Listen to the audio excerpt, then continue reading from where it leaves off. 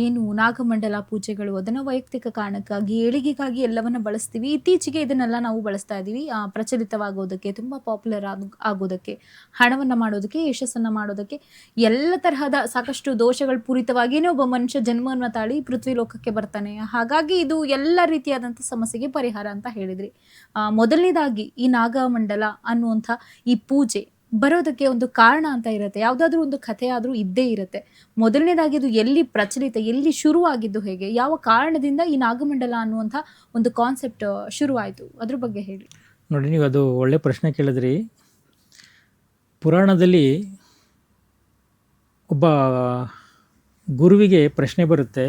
ಅವನ ಒಬ್ಬ ಶಿಷ್ಯ ಕಬಂದಿ ಅನ್ನುವಂತಹ ಒಬ್ಬ ವ್ಯಕ್ತಿ ಕೇಳ್ತಾನೆ, ಮನುಷ್ಯ ಯಾಕೆ ಈ ದೋಷ ಪೂರಿತವಾಗಿ ಹುಟ್ಟುತ್ತಾನೆ, ಅದಕ್ಕೇನಾದರೂ ಪರಿಹಾರಗಳಿಲ್ವಾ ಅಂತ ಕೇಳಿದಾಗ ಆ ಕಬಂದಿ ಅನ್ನುವಂತಹ ಒಬ್ಬ ಋಷಿ, ಆ ಕಬಂದಿ ಅನ್ನುವಂಥ ಶಿಷ್ಯನಿಗೆ ಋಷಿವರ್ಯರು ಉತ್ತರ ಕೊಡ್ತಾರೆ.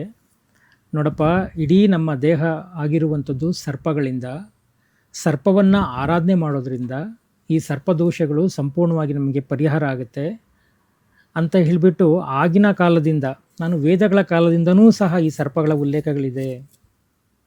ಸರ್ಪಗಳು ನಮ್ಮ ಮನುಷ್ಯ ಜೀವಕ್ಕೆ ಇರುವಂಥ ಸಂಬಂಧಗಳು, ನಮ್ಮ ದೇಹ ರಚನೆ ಸರ್ವವೂ ಸಹ ನಮ್ಮ ಸರ್ಪಕುಲಕ್ಕೆ ಹೊಂದಾಣಿಕೆ ಆಗಿರೋದ್ರಿಂದ ಈ ಸರ್ಪದ ಆರಾಧನೆಗಳನ್ನು ನಾವು ಪೂರ್ವಾದಿ ಕಾಲಗಳಿಂದಲೂ ಸಹ, ಆದಿ ಕಾಲಗಳಿಂದಲೂ ಸಹ ನಾವು ಮಾಡ್ಕೊಂಬಂದಿದ್ದೀವಿ. ನೀವು ಯಾರನ್ನೇ ತಗೊಳ್ಳಿ, ಸರ್ಪಗಳನ್ನ ಆರಾಧನೆ ಮಾಡಿಕೊಂಡೇ ಬಂದಿರುವಂಥದ್ದು. ಈಗಿನ ಪರಿಸ್ಥಿತಿಗಳಲ್ಲ, ಹಿಂದಿನ ಪರಿಸ್ಥಿತಿಯಲ್ಲಿಯೂ ಸಹ ಯುಗಗಳಲ್ಲಿಯೂ ಸರ್ಪಗಳ ಆರಾಧನೆ ಆಗಿದೆ, ಸರ್ಪಗಳ ಕ್ರಿಯೆ ಆಗಿದೆ, ಸರ್ಪವನ್ನು ರಕ್ಷಣೆ ಮಾಡಿದ್ದಾರೆ, ಸರ್ಪಗಳನ್ನ ಶ್ರೇಷ್ಠ ಅಂತ ಪೂಜೆ ಮಾಡಿಕೊಂಡೇ ಸಹ ಬಂದಿದ್ದಾರೆ.